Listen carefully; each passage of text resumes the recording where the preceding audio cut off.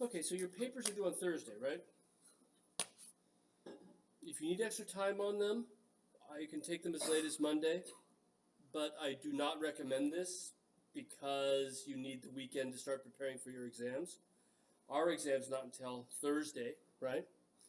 And my other exam's not until Friday, so I got the early part of the week to do grading, which means that if you need the extra time, I can give that time to you. Does that make sense? But it's not necessarily in your best interest to be spending the weekend before finals working on a paper that you want to get out of the way the week before. Okay? So I recommend that you get it in on the due date, which is Thursday. And, Friday would do fine too, right? But I'll take it up till Monday morning without counting it late. All right? So if you need that extra time, you've got it. Yes, Do we Sophia. need to email you beforehand that we're like Huh. sending it? I'm not gonna. What I'll do is on Monday, sort of, I'll get up and my wife leaves for work at about 6:30, so I'm gonna start poking through things then, take the dogs for a walk, right? So around 7 o'clock on Monday morning, I'll start to look through, and if you're late at that point, I'll email you, right? And if you haven't gotten into this point, I'm not gonna kill you, right? I want you guys to pass. I don't want you back here again and listening to this stuff a second time any more than you want to be back here again, listening to stuff a second. Then I don't like you. Come back and take another class, but don't take this one again. So Monday I'll start to check. You don't need to tell me that you're going to take advantage of it. I'll just assume that you are if I don't see your paper before then. Okay? So, but like I said, that's time management, right? That's one of these little soft skills that we're supposedly teaching you, right? So this can work into that. How do you manage your time, knowing that you can do that? And it could be that you have another paper that's due this week as well, and you want to get that one done first too, right? So again, Monday morning at the very latest, I will take them without counting them late. Okay? Right. We're also on track to pretty much wrap things up tonight, I think. We may have a little bleed over until Thursday, but I'd like to spend Thursday sort of talking about the final, getting you ready for it. I doubt we'll have the entire hour and 15 session on Thursday, but sort of talk about strategies for success for the final, right? But I think most of the material we'll have covered tonight, all right? So we had left off talking about Van Gogh, and we were talking about this movement that wasn't really a movement that they themselves thought of, the artists involved, a movement called post-impressionism, right? So the impressionists really thought what they were doing, right? They had an idea about that, what they were doing. The realists, right, had an agenda. Romantics, sort of, they were purposeful. But the post-impressionists, this was a term that historians gave to this group of pictures later because not that they all had anything in common, but they, except for the fact that they didn't do what the Impressionists did, right? They took some Impressionist ideas and went in new directions. And we saw, for example, that Cezanne is one direction, Toulouse-Lautrec is a little bit closer to Van Gogh because they're both very expressive. They both use non-representational colors often. Seurat is a different animal entirely with the pointillism and that sort of scientific approach to color. But all of these things are different variations, sort of tangents that break away from Impressionism, and they all seem to be doing it right around the time that the Impressionist group shows stopped, which was 1886, right? And so that's why we call them post-Impressionism, because they're after the group shows have stopped, right? And they're taking ideas from the Impressionists. They're similar in some ways, but they're moving in alternative directions. And we left off looking at Van Gogh, and we were talking about the psychology of his pictures, that being a very, very strong element of our appreciation of Van Gogh. One of the things we like about it is, in fact, that sort of unsettling psychological turmoil that we read in his pictures, whether it's the alienation from anybody in the garden or our alienation as viewers or their own alienation from each other, right? Van Gogh's own sort of tormented psyche that we see through his self-portraits and the way in which he renders all elements of the picture as if it were alive, like the Starry Night, or like what we see in the Public Gardens picture on the right.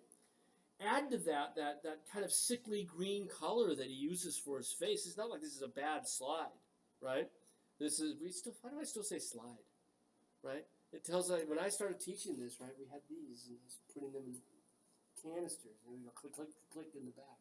The picture on the left, right?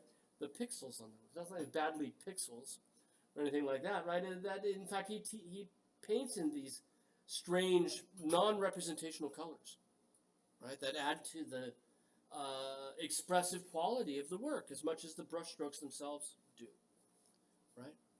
So post-impressionism sort of takes on a number of different hats. We're going to look at one last post-impressionist before we move on to the 20th century and begin to talk about that, and that's Paul Gauguin. He was friends with Van Gogh. They had met in Paris. Van Gogh, remember, had come through Paris on his way down to the south of France, where he spends most of his active career.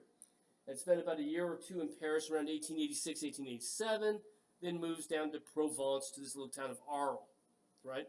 And by the way, if you go to Arles, they sort of, you can go on a little Van Gogh walking tour, right? You see where he lived, you can see the bar he painted. It's a cute little town. And you see a bullfight if you want to. Right? They do that down there. My wife and I went to a bullfight in Arles. Kind of wish I hadn't, but that's a different story. When he moves to Arles in Provence, Van Gogh's idea is he's going to have a community of artists. He wants it to be an artistic camp, if you will, right? And away from Paris, away from the distractions of the big city, and in this area where the food tastes great, everything smells wonderful, and the color is fantastic, right? That's the thing. What he wants is that sort of south of France color. And he invites everybody to come down, and the one person who comes is Gauguin, because they were good friends, right? And he goes down, and they're actually just partying hard in like October through December of 1888. And it is, in fact, when Gauguin decides that Van Gogh's breakdowns are a little bit too much to handle, that Gauguin decides to leave. And that's when Van Gogh cuts off his ear, right? To try to show his friend Paul in what bad shape he was, and with the idea that he would maybe stay to take care of him, which is exactly kind of why he was leaving in the first place, right? So Gauguin, like Van Gogh, is interested in trying to find a simpler way of life, away from the city, a sort of reaction against the modern world, which we've seen a lot of artists be interested in. If we think Constable, back in the Romantic period, right, going back to the area he grew up in, right, away from the city. We think of the American Hudson River School, going Thomas Cole, going into the Adirondacks to get away from the city. There's a sensation for some people that the industry has changed things and they want to escape it. Other people like Manet want to embrace it, want to say, hey, this is the modern world, this is our world, but others are running away. And Gauguin is an arch example of that, because he first goes to Provence with Van Gogh, then when Van Gogh turns to be a little bit too wacky for him, he decides to move to probably the single most remote region of France, Brittany. If you know your way around France, if I have a pen, can I do that? Right, so use my high quality drawing skills. This is my 4-year art degree at play, right? So here's England, and here's sort of the Low Countries, and then France kind of comes over like this, right? And then it goes over here, and there's Spain, okay? And then there's Italy, right? And there's Greece. You got that, right? That's pretty good, actually. Right? So there's the Pyrenees, and Spain over there, right? And here's the Alps, and that's Italy, and then Germany's kind of over here, right? And then Belgium and Holland are up there, okay? So Paris is like here, okay? And the way I've drawn this is not quite accurate, because this corner kind of goes out like that, okay? And England and Ireland are up here. And this is Britain, right? And the county there is called the end of the earth, Finistère, the end of the world. And that's kind of what it feels like, right? It's an area that's totally locked in local traditions. That's where a lot of the stone circles, like Stonehenge, are here as well, right? And people are sort of wedded to local customs. Those wooden shoes, for example, those clogs, right, are called chabots. And the costume, and Gauguin is going there specifically because this region of France, and it's about as far away from Provence as you can get, right? Here's Provence down here. This is where Van Gogh is down there. So he's kind of hightailed it in a way as well. But for Gauguin, he's looking for an area where people are more in touch with sort of indigenous culture. And less affected by the sort of modern world that makes us all sort of so similar. And so he goes here in search of these sort of cultures, and what he's hoping to find, it's kind of quasi-archaeological, but not really. He's hoping to mine these traditions for some sort of link to something primal, some sort of mystery, some sort of spirituality that the modern world has sort of gotten rid of, right? Our connection with our spiritual selves. And this is kind of, I mean, you think about movies where people decide to go on a road trip out into the middle of the desert, right? With the idea that you're going to somehow find something there that is, has this sort of pantheistic, spirituality. And that's kind of what Gauguin is looking for. So here we see these girls dancing in a field. Pont-Aven is this cute little town on a river that runs from the hills down into the Atlantic there. And there's the church of Pont-Aven, the spire in the background. And that's kind of less interesting to him than these sort of local customs of dancing in the fields after you've harvested. These three girls in their sort of almost like a pagan dance, if you will, right? That he finds and mines for sort of a spiritual meaning. And when we look at Gauguin's biography, what his choices he makes as an artist, he's constantly on a quest for sort of this self-created mythology that's going to be based on local customs, that he will then adopt and morph into his own sort of symbolic language of meaning, right? And that idea of having a sort of deeply spiritual symbolism that you're finding in the world around you is, again, utterly antithetical to the Impressionists. That's not what they're up to. There may be symbolism there, but it's more sort of social symbolism rather than this kind of spiritual idea that Gauguin is looking for. And as he develops in this direction in Brittany, he begins to develop a painting style that is utterly non-representational. Look at the color choices, for example, right? Look at the amount of the picture that seems as if it's utterly flat. So that the headgear of the women now who are praying in the foreground, right? The same headgear we see the girls wearing on the left has been sort of rendered differently in a way, right? There's not as much attempt to make it a three-dimensional object, but it becomes a sense of these white patterns. Even the ribbons that hold them down, you can see the woman in the center, right? The ribbon that holds that down just becomes this sort of snaky thing that runs around her neck. And it's not that he's trying to make it abstract, but what he's interested in is sort of these lyrical designs, as if everything, again, has a sort of internal energy, right? And then the color of that field is extraordinary. That red that he gives us, right, is absolutely extraordinary. And then as we see, we have some women praying in the foreground. You can make that out, right, from the gestures, that the women are praying. There's one man there on the right. It's got a headband on, right? Looks like a headband on.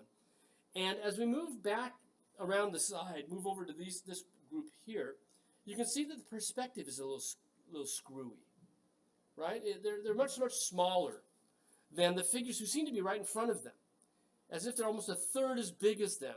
And then we move back, and there are more women praying in the background, kneeling down, and then there's a cow right in front of them. And look again at the scale differentials between these figures, right? And all of these things are sort of playing with, they're mucking with traditions. And it ends up making the work of art not seem as much of a representation of something that you see, but that Gauguin is including things because he thinks they have some other kind of quality to them, that they bring to the meaning or the idea of spiritualism, right? So this particular image is perhaps his single most famous image. It's in Scotland. It's in Edinburgh. How it got there, I have no idea. But Gauguin wrote about it, and he said that what he was trying to illustrate with this image is that these women have come from the church. So there's the church in the background here, right? And it's still there. That same church is, right? They come out of the church. They come into the courtyard of the church after having heard a sermon. And the sermon that they've heard has inspired them to see their world in a new and different way.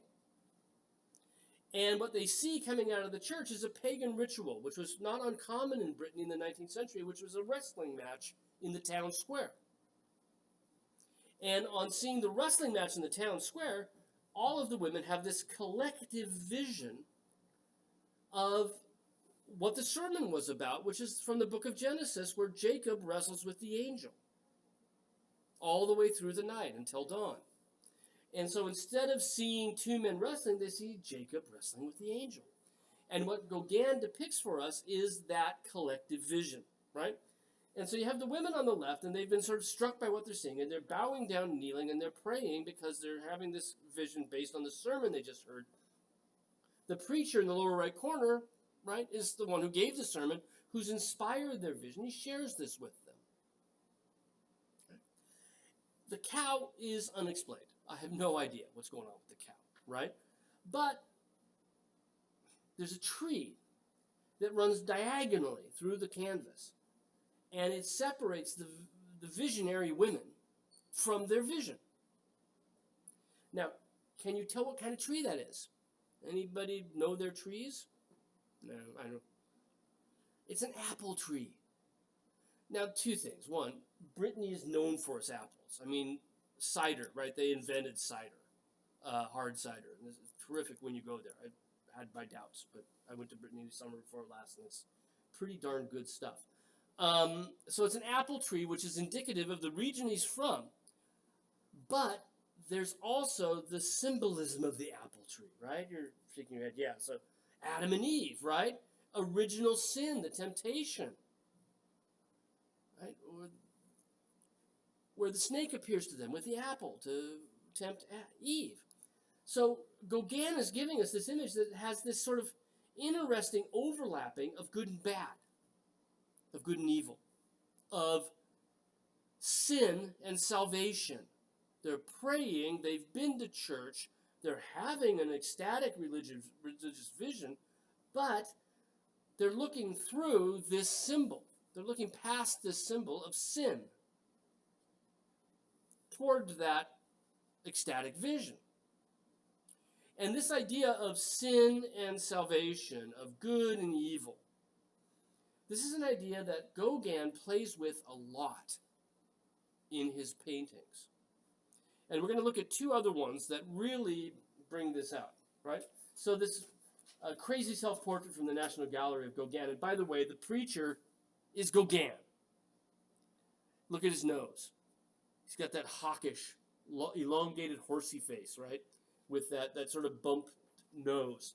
So the preacher in the right corner, whose eyes are down and we only see in profile and cut off by the frame, that's a self-portrait. So it adds to this meaning. He sees himself as the preacher. He's the one who's presented the evidence that creates a vision. Just like he's doing for you, right? He's the painter who gives you a vision. He's also the preacher who's given them a vision. Well, over here we see him now looking at us rather than looking away. Again, apples hanging in the background, right? Reference to Brittany, yeah, okay, straight up. But also a reference to original sin. Because, of course, the apples are the fruit that Adam and Eve are told not to eat.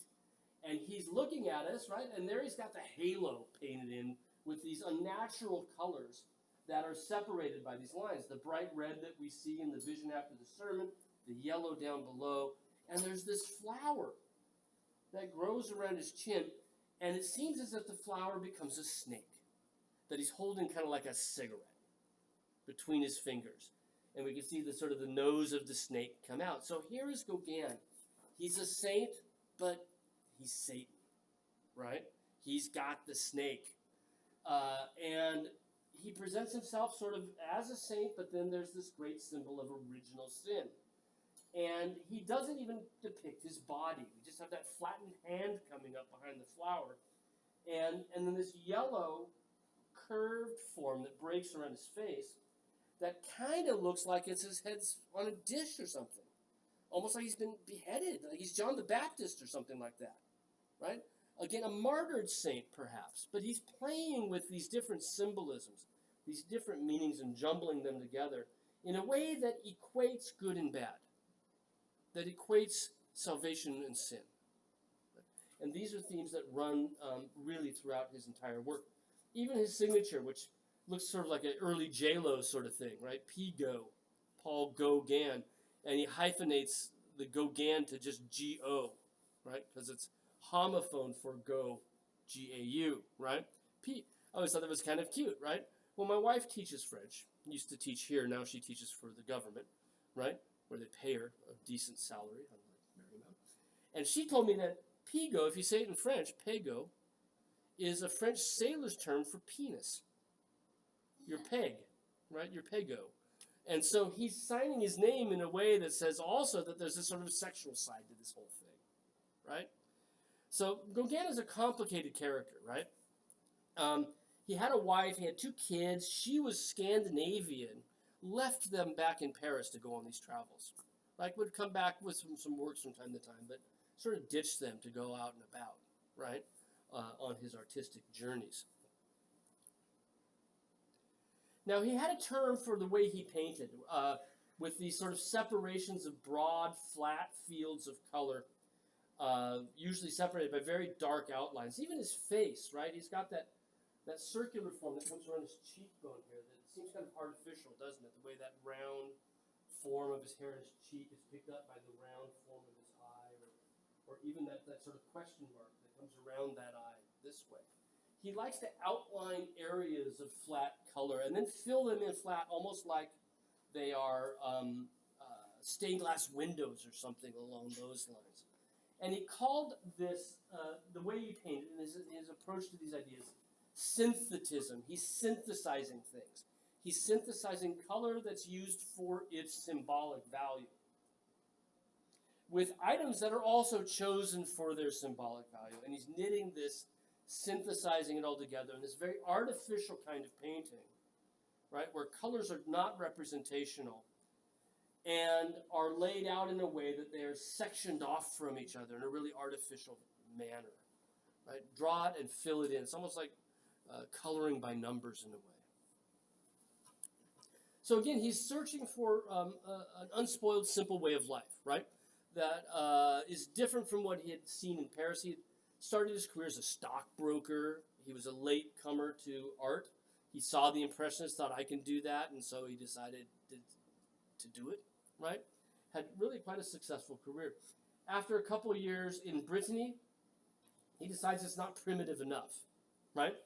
He's looking for, again, some sort of existence that's been unspoiled. It's not primitive enough. He's going to go in further. He goes to Tahiti, right? French Indonesia. He gets on a merchant sailing vessel and heads off down to Tahiti. And in fact, this part had been fairly well settled by French colonizers by the time that Gauguin got there. But he turns his back on all of that. He never shows us the French settlements. He shows us the natives that are still living there, and becomes deeply interested in sort of native culture. And it's the same sort of personal archaeology that motivated him to go to Brittany in the first place. He's trying to find a culture that, by not being infected, that's a good word. I meant to say affected, but infected is good. Not being infected by industry can be more in touch with its pantheistic spiritual roots, right? And so he focuses now on the natives, and there are hundreds of these pictures. And he's painting on burlap sacks that are being thrown away by the vessels that are coming through, the trade vessels.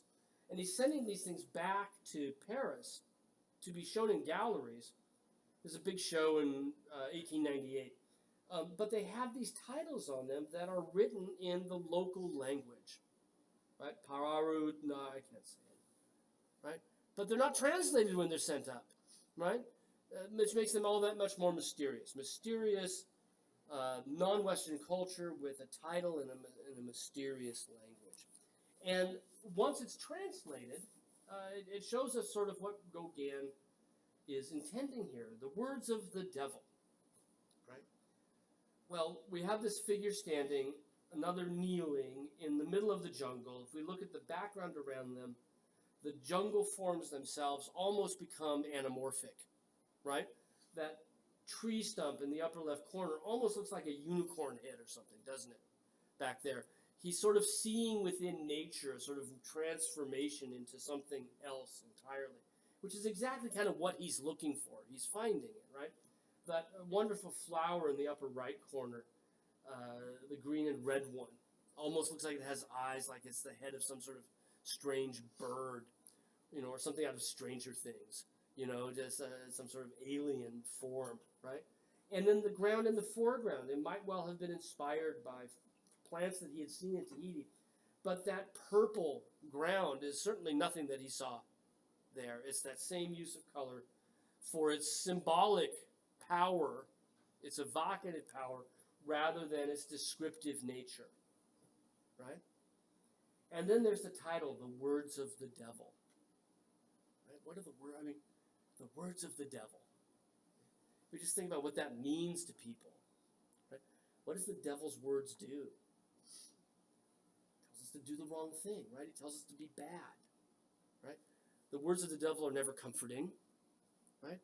They never inspire us to do good. They inspire us to sin, right? The words of the devil. And the girl in the foreground, the standing figure, looks almost as if she's sort of listening. She's got her hand to her cheek. She's hearing the words of the devil, right? And the question is then, who is the devil? Is it that strangely lit figure behind her with the claw-like hands and that extraordinary foot? Look at the size of that monstrous foot. Is that the devil that she's listening to?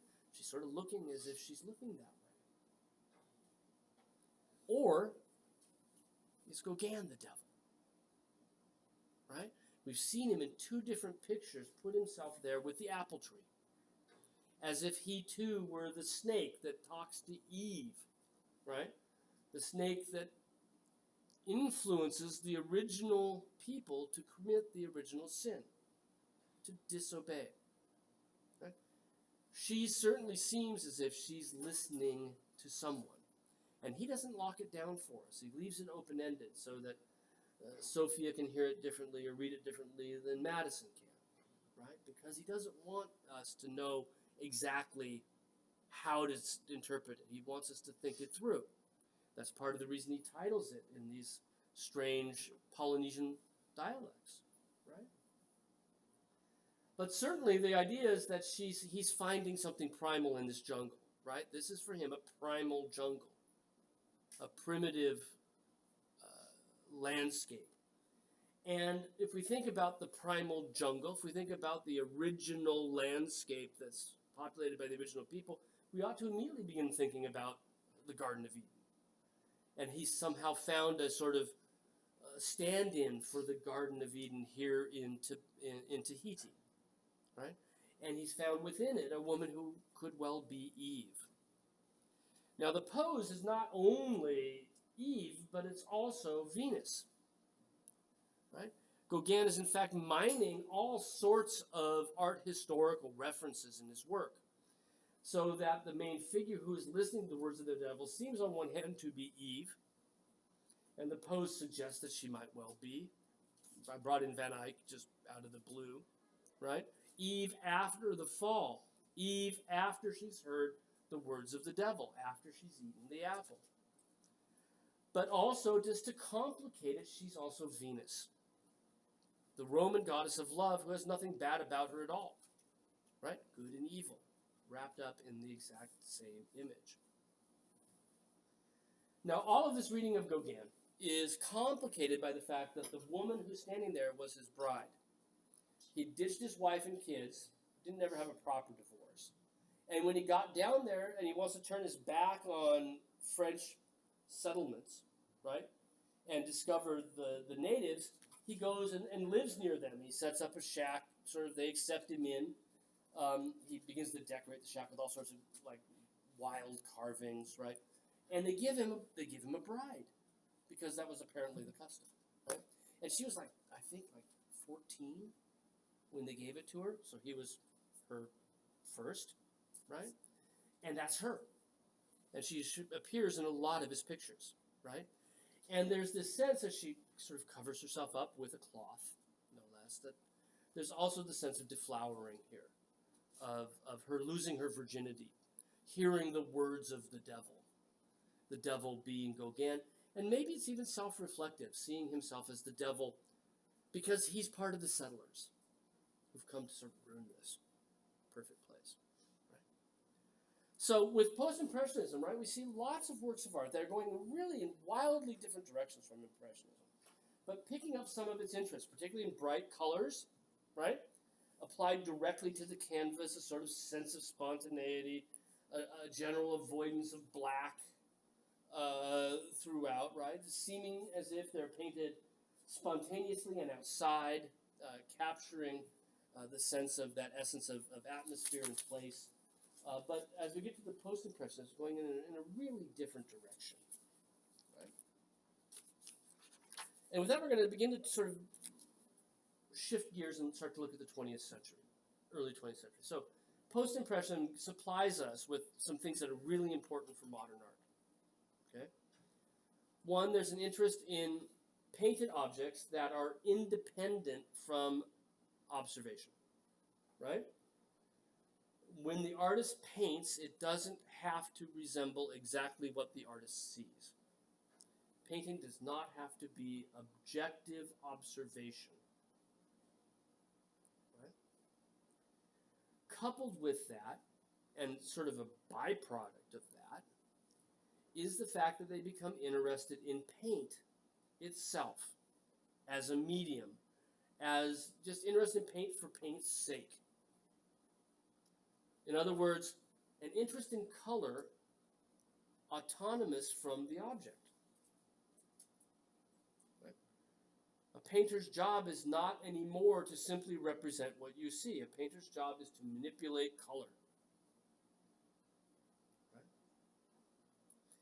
Right? And with this also comes, again, growing directly out of Post-Impressionism, the growing importance of subjectivity. The subjective view of the artist. Subjective thoughts of the artist. Supplanting any objective reality. And that's what makes it often so difficult, right? Rembrandt's an easy read, right? It's straightforward, you know. It looks like what it's supposed to look like. And all you have to do is sort of figure out how those things relate to his world, and you can then put the meaning back together. But these end up looking like what Gauguin thinks rather than what he sees. What Gauguin feels rather than what he thinks. Right? Cézanne the same way. Right? And that's what makes them significantly more difficult. All of this sets the stage for the early 20th century and what we call modern painting. So the early movements of the early 20th century, we're going to look mostly at the first decade of the 20th century. Right? And we're going to find that as we look at what's happening in painting in the first decade, it owes it back to Post-Impressionism. So Henri Matisse has an extraordinarily subjective use of color. It's not based on observation. It's based entirely on his organization of colors within a composition. Now, this is based on ideas that we'd already talked about with Cézanne, certainly with Gauguin. And Matisse owned paintings by both of these guys. He also owned a Van Gogh, right? He was collecting art. And he knew these things firsthand, lived with them. So if we look at this image of an open window in this French town on the Mediterranean called Collioure, down near Spain, we can see that it's fairly straightforward what we're looking at. We're looking through this pair of French doors, right, that have opened up onto a terrace with potted plants on the terrace. And then we look beyond the terrace and we see a harbor. Right, with sailboats in it. Can you make that out? Okay? Yeah, maybe Jason, with difficult, now that I've said it, right? Okay, was the window part okay? Right? I thought it was she was looking at brooms. At I thought those were brooms. brooms, because, well, that's an interesting point, because one of the things that happens with the picture, and I think this is an important thing about how he paints, right, is that there's not a great sense of depth there, is there? I mean, everything sort of seems as if it's the same distance from where you are. And so, yeah, a broom closet, right? It could easily be as much that if it weren't so light and stuff, right? And I get that, right? And I think that's part of what he's trying to do is to make it look as if it's really flattened out almost, right?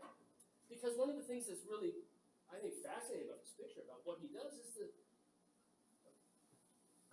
the way your eyes work, in a nutshell, right? The reason we see things in 3 dimensions is because our eyes are X distance apart, right? And it's all about the distance between your eyes and how they come together like this. And this is why I can see you, Malia, in more 3 dimensions than I can see Alyssa down there, because that triangle, right, the edges of the triangle, that's why until you get cross-eyed, things are more 3-dimensional here than they are in the back of the room, right? When I was taking driving lessons, right, back when I was 15, they said that you should never try to pass somebody if you can detect motion in the cars that are coming at you. Because when you can detect motion, that means it's close enough, because of triangulation, right, that it's too close to pass safely, right? That was just a good rule of thumb. They said. Nobody believes that. Right? That's not going to work. And, okay, so what happens, Jason, is that we see things close to us more 3-dimensionally than things that are further away. When Matisse puts the paint down, the paint on the things that are closest to us is thinner than the paint that's farthest away. So in other words, the paint that actually has a 3-dimensional quality is in the background. That boat that's blue and orange and white and green, dark green, is like the thickest paint on the surface. And the stuff that's closest to us, which should be thicker, which should be more 3-dimensional, is washed out. So he's doing that kind of consciously, right? He's working the picture so that it doesn't seem as 3-dimensional. Now, why is he going this direction? And by the way, it's a choice, right? And I can show, if we had time, I can show you Matisse's development up to this point, right? It's a conscious choice. He says, he wrote a lot about what he was trying to achieve. And one of the things he said was that his principal job as a painter was to find color combinations that produced a sense of sort of permanent harmony. Right? And he talked about the fact that if I'm going to paint green, it's not because the grass is green. If I'm going to paint blue, it's not because the sky is blue. I'm going to paint these colors because they belong with each other. Right? And so in this case, if we look through, so look at the, right, so we've got a wall. We're looking at a wall. And there's the little clear story part above it, right, that you can open up to let the hot air out. And then we have the 2 doors open, and then we're looking out at that railing, okay? But if we look at that wall, he's painted the part of the top really dark because it's silhouetted against the outside. So he's captured that effect with that dark, dark green in the top center. But then the wall is on the left green and pink on the right. Yeah? And that's certainly not the way the interior was painted. But again, it doesn't have to be, right? It's not about, a painter's job is not to reproduce nature. A painter's job is to create together the choices to do something within the frame itself, right? The orange at the bottom, that extraordinary bright orange at the bottom, just before we go to the 3 potted plants, right? The 3 potted flowers, offset by a little bit of like mint green, right? Mint green ice cream down there at the bottom.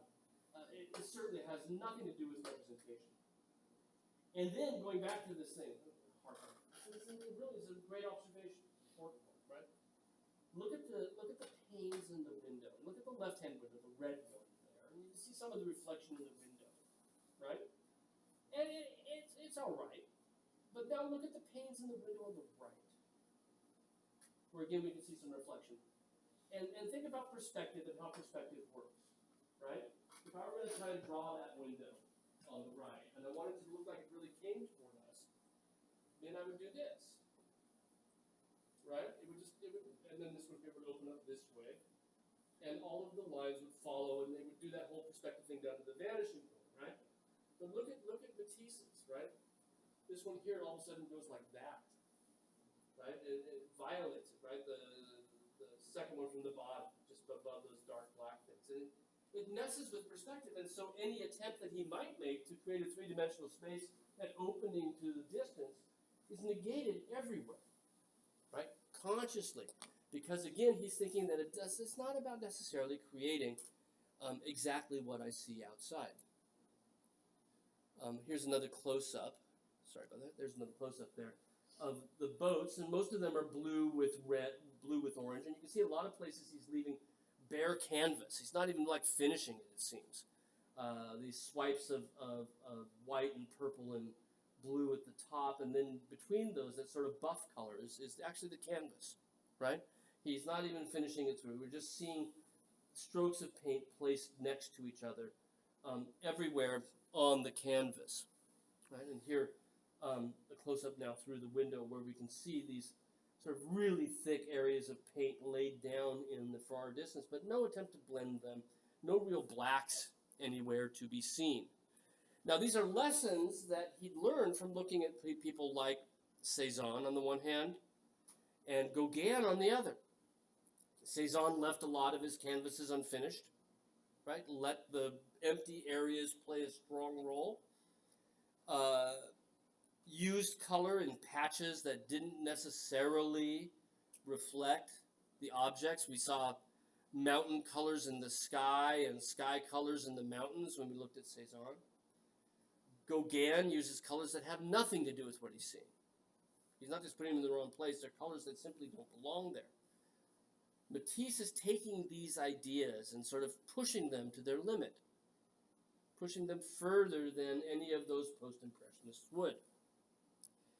And in the fall of 1905, he gets together 6 artists who have been doing sort of similar things, right? Most of them he knows. They're all going out traveling in the summer, coming back to Paris in the winter, right? He works alongside André Derain in the town of Collioure. Derain looking back the other direction toward the mountains. In the fall of 1905, right, August of 1905, he gathers these artists together and he has them submit their works to a show, a big exhibition. It's not the Salon, right? That's actually kind of disappeared because of the Impressionists, right?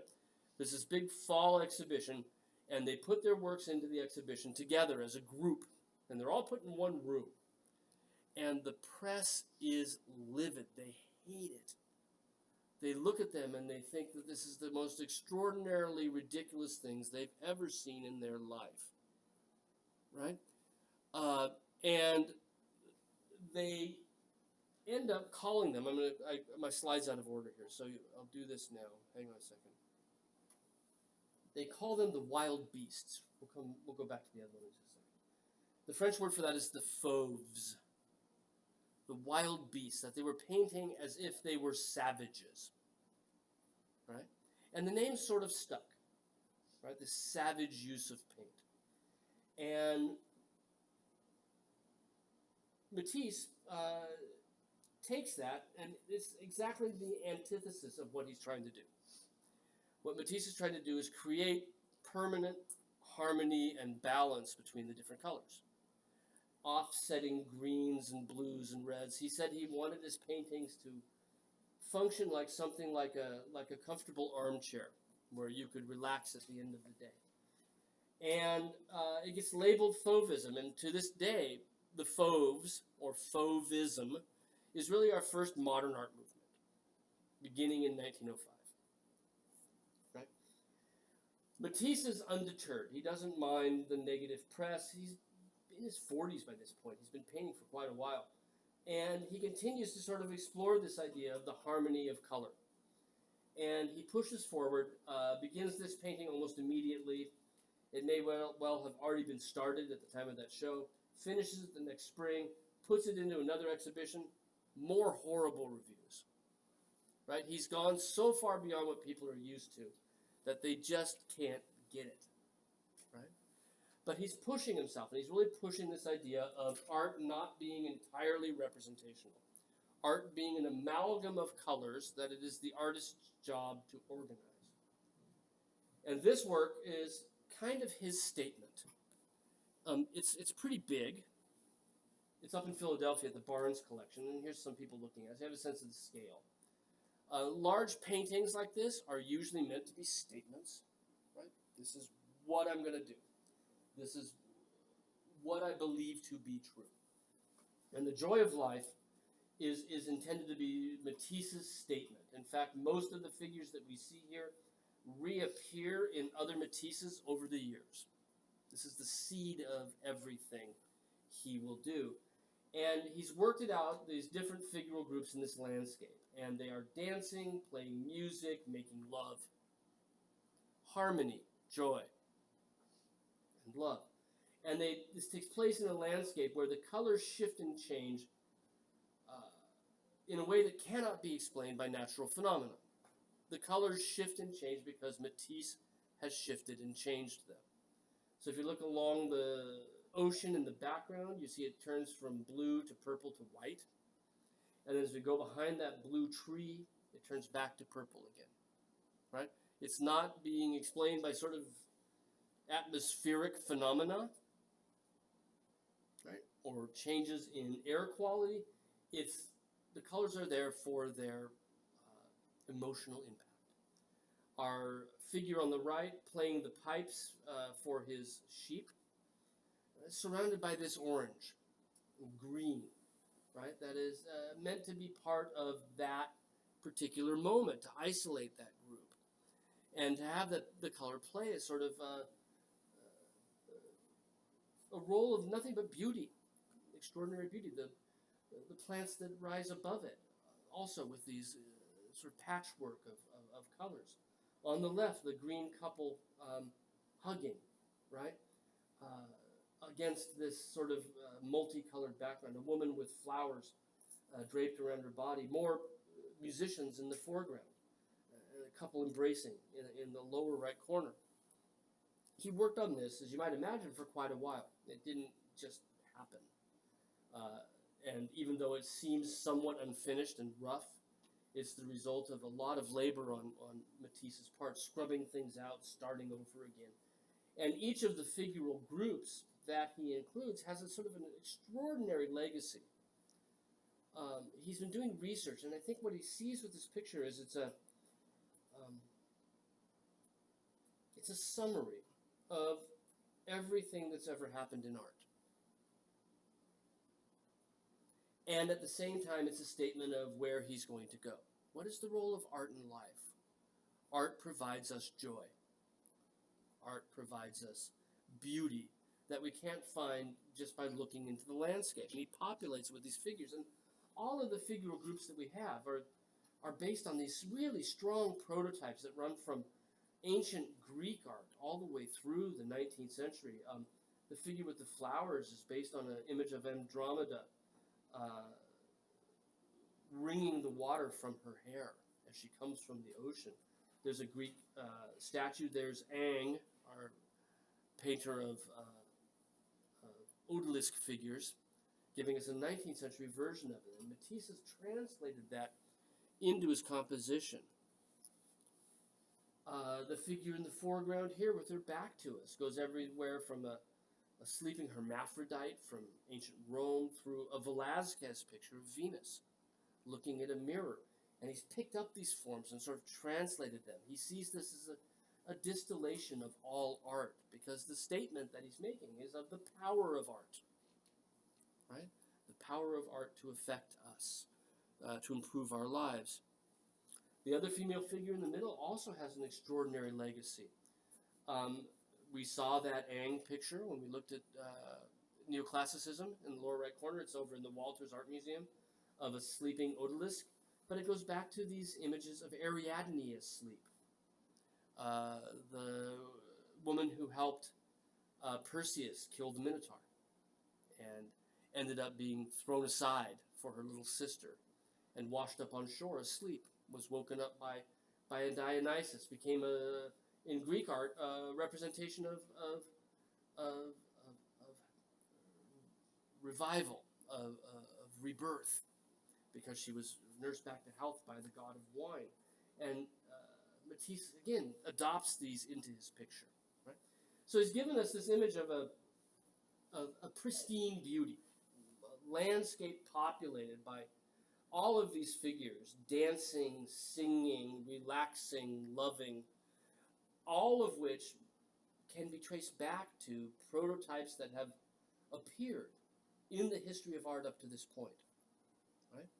He's saying that these little appearances all come from this idyllic landscape that we see. So by looking into, right, this unspoiled landscape, if you will, by creating an unspoiled landscape, he creates a world where the cares and troubles of everyday life simply don't exist. Where the only thing that's left is the joy of life, the utter joy. Right? And it might sound a little bit like what Gauguin had done by going to Tahiti. He looks into this landscape, finds people in harmony with landscape, in harmony with their world, in harmony with nature, and finds in it something that pleases him. It makes sense because, in fact, there were a couple of Gauguin shows. Gauguin died 1903, venereal disease, died of syphilis. And there was a huge show, well, there was a small show to begin with in 1903 in Paris, and Matisse went, wrote about it in his diaries. There was a huge show in 1906, a monster show of his works in 1906. 227 Gauguins in one show in 1906 as an honor to, the things that he had done. These certainly would have had an impact on Matisse, who's already collecting his things. Right? So Fauvism is our first sort of major modern art movement, right? Deriving out of some of the ideas in post-impressionism, but pushing those ideas much, much further to the point where it's easy to sort of misread them, right? And we talked about it at the very beginning. The other early major movement in France is what we call now Cubism. I don't have that up on the screen. Cubism, it may have been Matisse that actually coined the term. He's one of two people that are credited with it. Works of art that looks as if they're made by little cubes that have been, all of the spaces, all of the figures have been fragmented and reassembled as if they were made out of geometric shapes. Right? And Picasso painted this after having seen Matisse's work. And in fact, Picasso and Matisse have a back and forth going in the first decade of the 20th century, where The Joy of Life was a response to a painting by Matisse, or by Picasso, and that painting by Picasso had been a response to a painting by Matisse. And when we get to The Young Ladies of Avignon, we're at the sort of the end of this back and forth. He painted it as a response to Matisse. It's 7-8 feet on each side. It's huge, right? Up in New York. Now, Matisse saw it, and he said it looks like a bunch of little cubes, and some suggest he might have even laughed when he saw it, because he didn't like it so much, because they're so antithetical to each other in a lot of ways, but they're responding to each other. Picasso responding to what Matisse had done. In fact, he even has a figure in that sleeping Ariadne pose, the arm behind the head, the knee over to the side, but we see her from the top rather than laying down. Right? And in fact, that's kind of a key hallmark of what Picasso's doing that's different from Matisse. What Cubism is doing that's different from the Fauves. One, they're not particularly interested in color. We'll see this to be true the more we look. Two, they're very much interested in multiple viewpoints at once. Seeing the world from more than one viewpoint at the same time. This would account for the classic Picasso 2 eyes on one side of the head idea, right? Is that you see the head from the front and the side at the same time. Our highlighted figure here, right, with the cock eyes, is in fact seen as if she's standing, but really is a figure lying down, and based on that long-standing figure of Ariadne asleep. But Picasso puts her upright so that your point of view shifts throughout the picture. And this is kind of a bold move in painting, but it's suggested by what Cézanne had done, that we looked at last week. Ever since the Renaissance, paintings have been composed with the idea that one-point perspective right? You stand still. You look at it from one point, right? And in fact, you really close one eye, because one-point perspective only works if you have just one view. Our binocular vision that we were talking about messes with perspective. It doesn't work because of that, right? In addition to that, our viewer, our head, is on this multiple tripod, right? We move it around, and so I can look this way and look that way, look up and I can look down. And the way that we perceive the world is not from sort of standing stock still with one eye closed, right? We understand space because we move through it. We understand space because we see it from different points of view. And our mind puts those different points of view together. Picasso's kind of addressing that. His pictures, even though they're static, present us different points of view within a single picture. Now, side by side, right, both of them deal with sort of a series of nude women, inside versus outside. Right? Picasso's approach is not trying to create, however, a sense of eternal peace and harmony. Their approaches are very different. And in fact, Picasso's is kind of scary. It's kind of standoffish, right? Especially the two women on the right, where you can see their faces have become these sort of hideous masks, right? And for those masks, Picasso has been looking at ethnographic museums. There are new museums of African art opening in Paris. Picasso's visiting those, right? There are parts of the Louvre that are given over to ethnographic art, non-Western art, and Picasso's looking at those as well. And he renders these two women on the right with these mask-like forms that seem as if they're based on African masks. The other three women have faces that look as if they're based on primitive Spanish sculptures that he'd also seen. Picasso's a Spaniard, right? He's from Barcelona, living in Paris. He's looking back to these ancient Spanish works as well to give us also sort of masks for the three women on the left as well. Now, a mask in and of itself suggests standoffishness. When you put on a mask, you hide who you are. You hide your identity behind something else, right? You kind of become something else. And Picasso said that for him, the masks were, in fact, to ward off anybody attempting to enter, right? To make it so that the picture stood apart from the viewer, and the viewer was not welcome here. This is, again, the opposite of how Matisse approached art, as a welcoming sort of thing. This is even more interesting because the young ladies of Avignon are meant to be prostitutes. And to have an image of 5 prostitutes vying for your attention, right? Each of them striking a pose so that you choose your for the night, right? Or for the hour. Looking directly at us has none of the sort of, well, I guess there's, Manet is so standoffish in his way, but not in the same sort of way, right? No amount of flowers is going to make any difference in the Picasso either, right? And the fact that this is a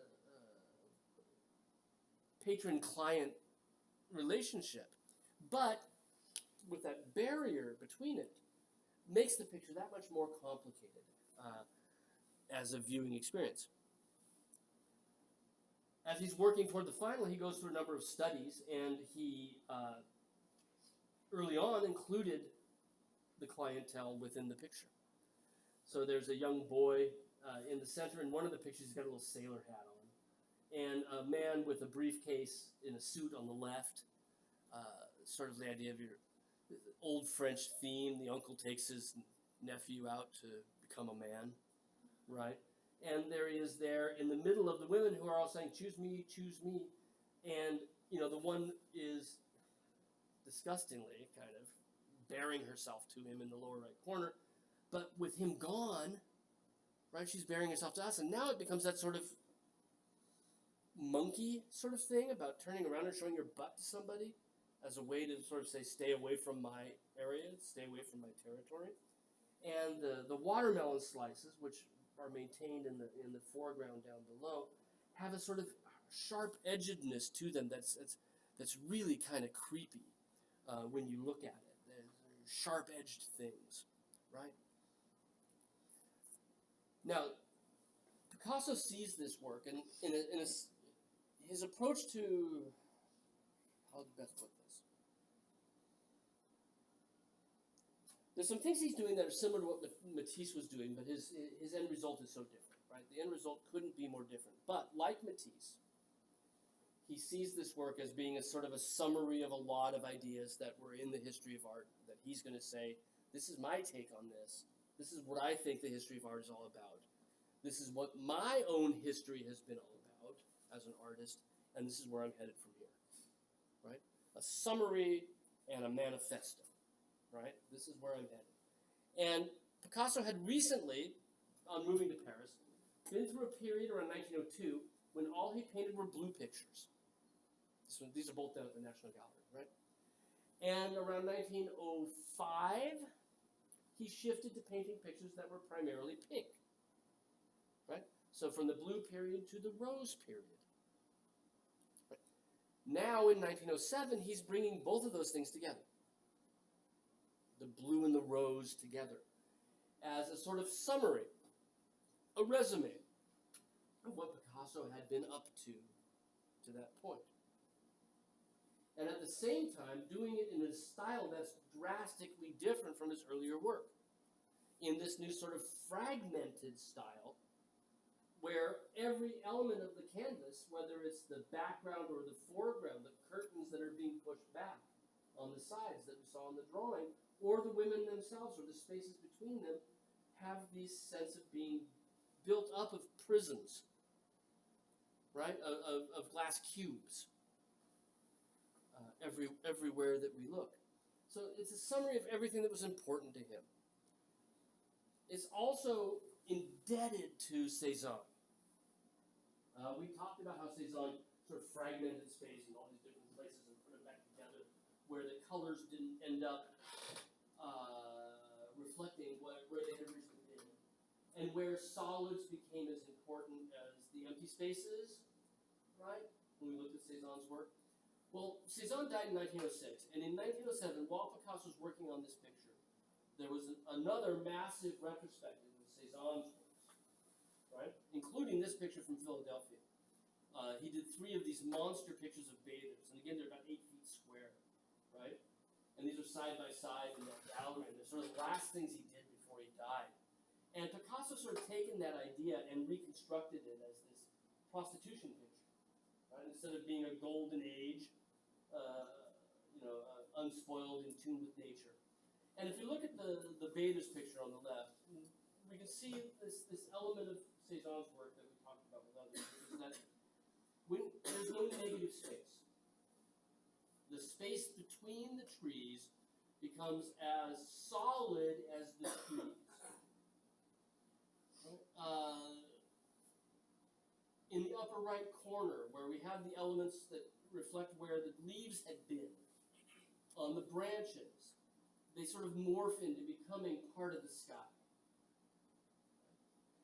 Look at the tree, the 3 major branches on the left, right? That come down at an angle that form that sort of A-frame, the left-hand side of the A-frame. And look between the rightmost 2 of them. They come down, they hit that girl with the ponytail. Okay? Now look at what happens with the blue that's between them as we follow that down. Right?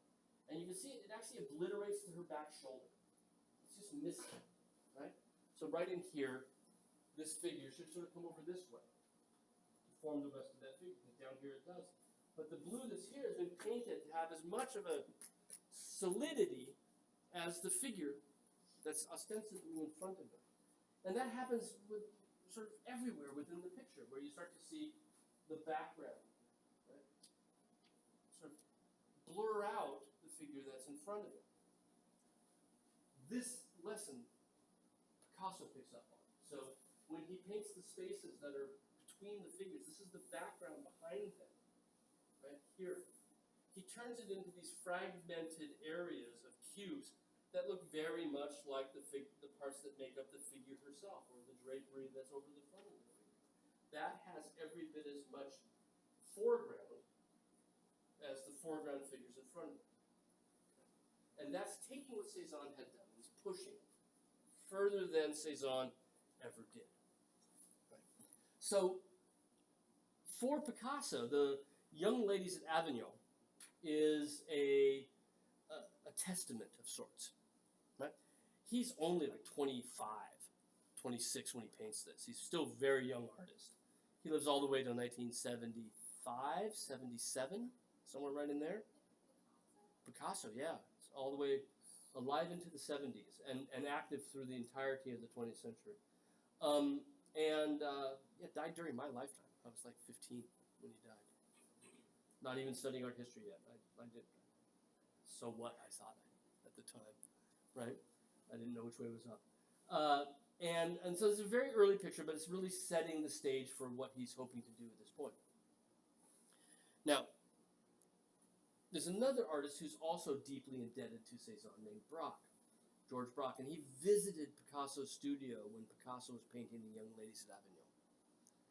And he had visited that big Cezanne show in 1907, right, while Picasso's painting this. And he too begins to paint in a sort of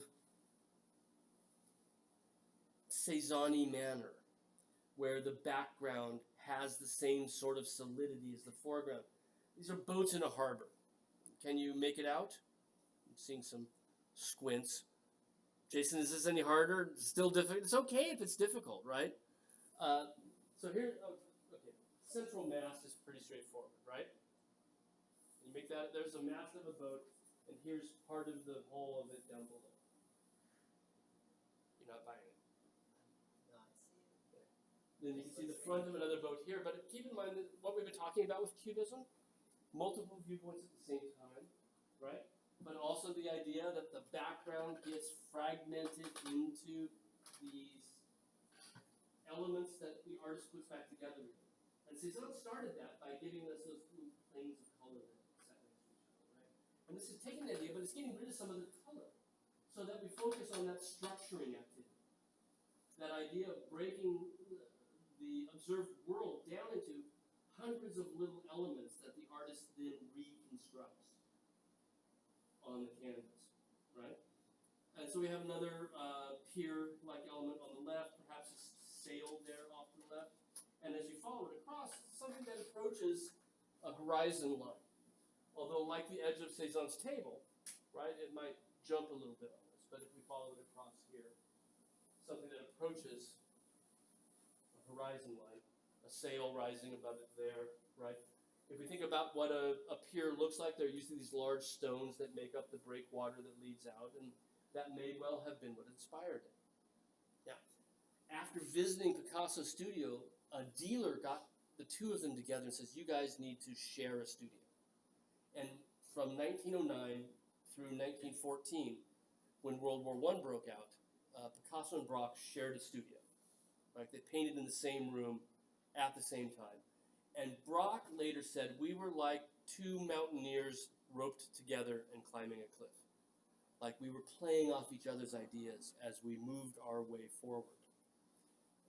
So it is sometimes very difficult to tell Braque's pictures from Picasso's, even although they're signed, which makes it somewhat easy. So playing on what Braque had done, which pushes this idea of rendering everything as a series of prisms, as a series of cubes, right? Braque had got that from Picasso and then pushes it further. Picasso then takes it from Braque and pushes it further still. Right? About 6 feet tall. The two white bits up there are reflections on the glass, so you have to ignore that. A nude woman. I went for years not seeing her, Jason. I went for years not seeing her. She's really difficult to pick out in this, right? And the only way I ever found her is when I saw a reproduction of it tiny, and then all of a sudden I could see it. I could see elements of a head and shoulders up here, elbows, here, hips. And then I started to realize, I sort of traced this, right? That she's the same figure that is in the Demoiselle, with the leg off to the side, like that. because you can pick up these different elements of the arms and the legs and the head and the shoulders. But it's been fragmented and reconstructed. And if we go back to what we were talking about with, even with Impressionism, but certainly with Post-Impressionism, is after the advent of the camera, why make it representational? Isn't an artist's job to do more than just reproduce what we can see anyway? To reproduce what a camera can reproduce anyway? Shouldn't it challenge us to sort of see things differently? Hasn't it always challenged us to see things differently? Right? Artists drew out caves. Part of it was you start to look at the animal that they're representing differently. Picasso, I think, is taking that idea, pushing representation beyond replicating, toward the idea that the elements, and again the lesson of Cezanne, that all of the elements play a role in the structure of the composition.